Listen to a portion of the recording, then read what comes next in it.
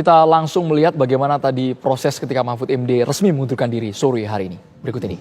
Sore hari ini, saya ingin menginformasikan bahwa baru saja jam 16.30 saya diterima oleh Presiden Republik Indonesia Bapak Joko Widodo, dan saya menyampaikan permohonan berhenti sebagai Menko melalui sebuah surat yang isinya hanya 3 paragraf. Paragraf pertama, saya mengucapkan terima kasih Bapak Presiden telah mempercayai saya. Sejak 23 Oktober 2019 saya diangkat dengan penuh penghormatan beliau kepada saya dan penghormatan saya kepada beliau saat itu. Saya dilantik, lalu beliau menyerahkan kepres sendiri, sebelumnya memberi arahan secara pribadi, dan selama 4 tahun lebih kami bekerja sama dengan baik. Itu ucapan terima kasih saya. Lalu yang kedua, oleh karena saya sekarang ikut kontestasi politik untuk melanjutkan estafeta kepemimpinan nasional yang harus terus berjalan, maka saya mohon berhenti. Lalu yang ketiga, Bapak Presiden, saya mohon maaf kalau selama membantu Bapak saya ada kekurangan yang mungkin tidak berkenan di hati Bapak Presiden. Jadi itu yang saya sampaikan. Jawaban Presiden, ya beliau juga waktu pertemuan tadi happy, beliau banyak bergurau, saya juga tersenyum, gembira, ya seperti teman lama lah. Beliau gembira, ya Pak Mahfud, saya ini terima surat ini dulu, katanya. Terus selama ini saya juga berterima kasih Pak Mahfud sudah membantu dan saya merasa terbantu gitu. Kemudian saya juga minta maaf kalau ada saya keliru-keliru, jadi saling minta maaf. Itu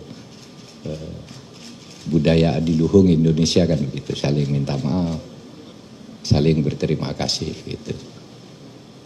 Nah, di luar itu saya menyampaikan substansi urusan Kemenko Polhukam yang sekarang sedang berjalan, yang rutin-rutin berjalan, dikendalikan oleh 7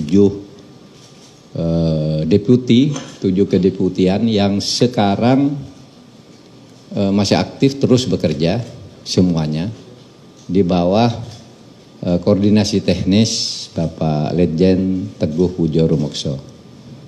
Sesmenko sudah mengendalikan jika saya sedang cuti. Nah, semuanya berjalan baik, tapi ada 3 hal saya beri catatan yang perlu dilanjutkan karena ada impres dari Presiden sendiri, yaitu 1 tentang hutang BLBI. Saya katakan Bapak pernah memberi impres kepada kami untuk mulai menagih hutang tunggaan BLBI. Waktu itu jumlahnya 111 triliun, 110 triliun lebih, 111 triliun lah. Dalam 1,5 tahun kami bekerja, sekarang ini sudah terkumpul tagihan yang sudah ada di tangan kami sebesar 35,7 triliun. Yang kalau dihitung dengan persentase itu 31,8%.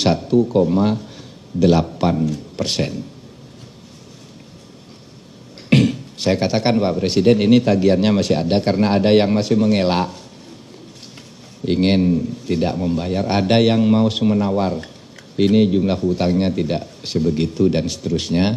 Saya katakan ini sudah kami tutup, yang sudah membayar ini sudah selesai, yang sisanya tetap harus ditagih Bapak Presiden karena itu berdasar impres. Itu 1 yang saya sampaikan tentang dana BLBI. Jadi dana BLBI itu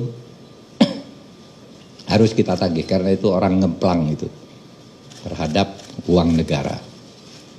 Kemudian berikutnya yang saya sampaikan tentang penyelesaian HAM berat di masa lalu yang memfokuskan pada sudut korban.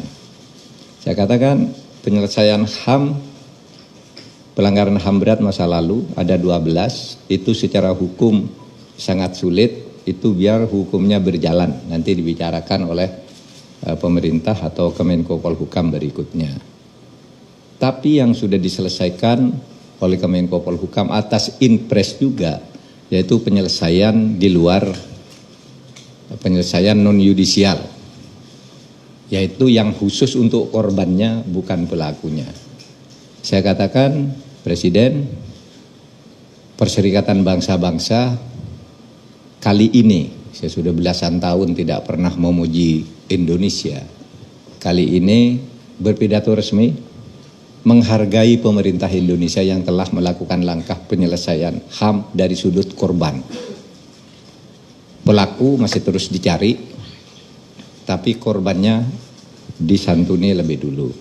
Itu resmi Dewan HAM PBB menyampaikan pidatonya, memberi penghargaan kepada Presiden Jokowi dari Republik Indonesia yang telah melangkah maju dalam penyelesaian HAM.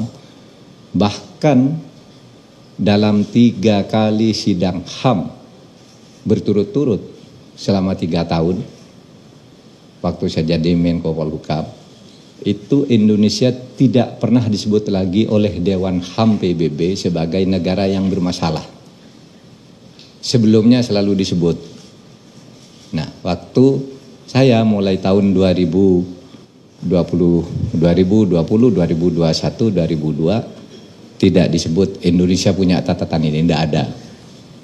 Jadi yang banyak hoax di Indonesia itu rusak. HAM, saya datang ke sini ke markas PBB, tidak ada catatan. 3 tahun terakhir. Dulu selalu disebut yang mengalami kemajuan negara ini, yang melamai kemunduran negara ini, Indonesia selalu disebut di kemunduran. Sekarang sudah tidak disebut.